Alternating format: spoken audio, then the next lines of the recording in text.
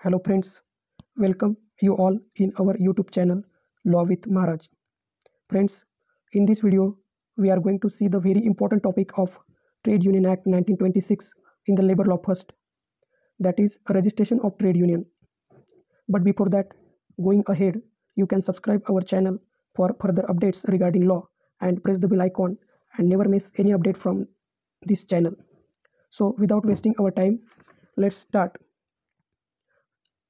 Dear student, अगर exam में ऐसा क्वेश्चन आता है कि explain the registration of trade union, then you have to write down from introduction to conclusion as I given below. Our first topic is registration of trade union. आपको अगर question आता है explain the registration of trade union, तो introduction से आपको conclusion तक मैंने जो दिया हुआ है आपको वो लिखना है सिनॉप्सिस वाइज. फर्स्ट आपको लिखना है इंट्रोडक्शन, उसके बाद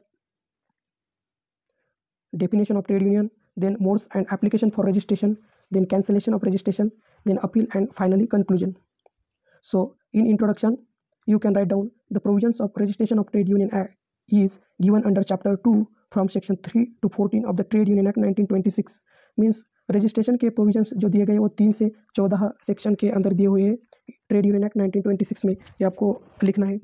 then every trade union should be registered according to the provisions and rule given under Trade Union Act 1926. मतलब ट्रेड यूनियन एक्ट में जो भी प्रोविजंस रूल्स दिए हुए हैं उनके हिसाब से ही ट्रेड यूनियन का रजिस्ट्रेशन हो सकता है. Then trade union in India are govern by the trade union act 1926. Trade union act 1926 के तहत ही ट्रेड यूनियन पूरे ट्रीट किए जाते हैं. ये इंट्रोडक्शन में आपको सब लिखना है पॉइंट. देन नंबर 2 पॉइंट्स है डेफिनेशन ऑफ ट्रेड यूनियन. आपको सेक्शंस भी आगे लिखना है. Sections 2H of the trade union act. Trade union means any combination whether temporary or permanent formed primarily for the purpose of regulating the relations between workman and workman, between workman and employer, or between employer and employer. Means ये combination है temporary और permanent जो to regulate the relationship between the workman and workman, then employer and employer, and then workman and employer, and for imposing restrictive condition on the conduct of any trade or business. Means जो उनका conduct रहता है उस पर restrictive conditions भी trade union डाल सकती है. इसलिए ट्रेड यूनियन एक्ट का रजिस्ट्रेशन करना बहुत जरूरी है. According to section 2H, that is definition of trade union. Definition के बाद आपको थर्ड पॉइंट जो है जो modes and application for registration. The appropriate government may appoint as many additional and deputy registrar of trade union as I think fit for the purpose of exercising and discharging their duty. According to section 3, appropriate government appoint कर सकता है additional और deputy registrar for registration of the trade union. आपको sections भी आगे लिखना है section 3. Then ये there should be 7 or more member of trade union subscribe their name for registration with the rule of trade union. According to section 4, 7 या 7 से ज़्यादा member जो ट्रेड यूनियन के होते हैं उन्होंने उनका नाम सब्सक्राइब करना चाहिए for the registration. Every application for the registration of trade union shall be made to the registrar and shall be accompanied with a copy of rule of trade union. मतलब application जो रहता है registration का वो registrar को ही होना चाहिए with copy of the rule of trade union according to section 5. Then section 5 में name of the members, occupation and their address, then name of the trade union लिखना है. Titles, name, address and occupation of the office bearer of the trade union, ये सारी बातें आपको modes में लिखनी है सेक्शन 5 में.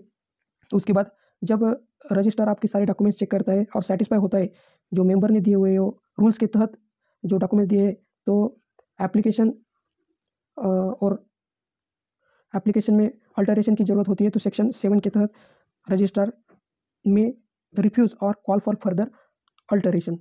देन सेक्शन 8 में कहा है कि if the registrar satisfied that the member submitted all the requirements for registration then they can register.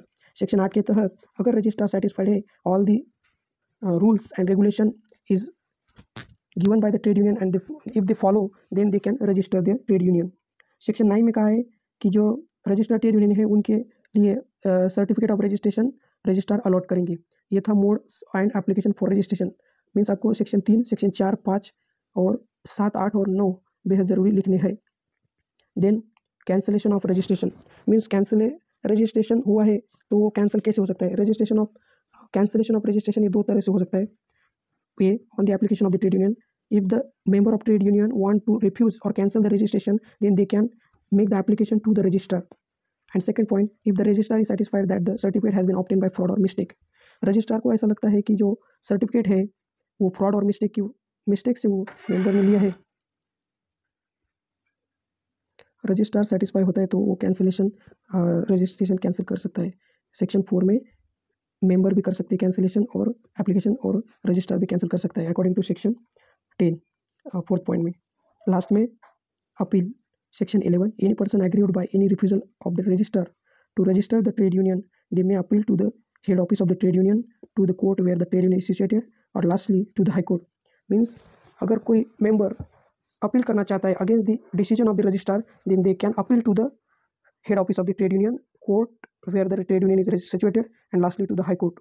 Then आपको फाइनली कंक्लूजन लिखना ही है, कंक्लूजन मस्ट है। कंक्लूजन में आप अपने हिसाब से जो भी आपको समराइज करना है वो लिख सकते हैं। तो यह कॉमन पॉइंट रहता है जो आपको लिखना है। Therefore finally we can say that every trade union should be registered as per the provisions given under the trade union act 1926, ये आप लिख सकते हैं। तो इंट्रोडक्शन से कंक्लूजन तक आपको ये सारी बातें लिखने हैं। सेक्शंस भी लिखने हैं जहाँ एग्जामिनर को मार्क देने में कोई दिक्कत नहीं रहेगी। इस सेक्शन से आपको मार्क्स अच्छे मिलेंगे। 1 by 1 introduction, definition, then modes and application for registration, thereafter cancellation of registration and appeal, and finally conclusion. ये सारी बातें आपको लिखनी ही है।